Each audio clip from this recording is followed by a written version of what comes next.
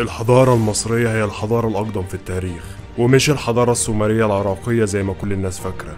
وده لغاية لما تم العثور على لوحة مصرية محفورة على الحجر الرملي في الصحراء المصرية عمرها 5250 سنة، تعود للملك سكوربيون أو الملك العقرب.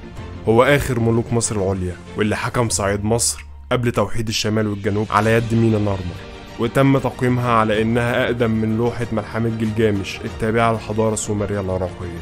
الرموز المحفورة على اللوحة تشبه إلى حد كبير الكتابة الهيروغليفية اللي اتطبقت في مصر بعد كده، فبالتالي تاريخ الكتابة يرجع لمصر مش للعراق، والكتابة هي مقياس على أقدمية الحضارة بجانب الهيكل الإداري والجيش. فباكتشاف لوحة الملك سكوربيون ده بيحتم علينا إننا نزود تاريخ الحضارة المصرية من 200 ل 250 سنة على الأقل، فهي كانت الحد الفاصل بين مرحلتي ما قبل التاريخ وعصر الأسرات. إيه هي بقى قصة لوحة الملك سكوربيون؟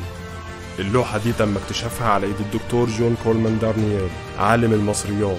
أبعادها كانت 18 في 20 بوصة، وده تم سنة 1995، وحصل بالصدفة أثناء استكشافه هو وزوجته طرق التجارة في الصحراء الغربية غرب نهر النيل في الأقصر.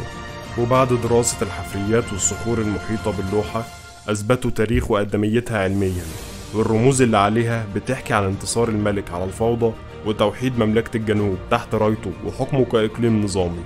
وفي النهاية لا تكمن عظمة الحضارة المصرية في إنها أقدم حضارة في التاريخ فقط، بل إنها صاحبة الريادة في جميع العلوم من طب وهندسة وفلك وجيولوجيا.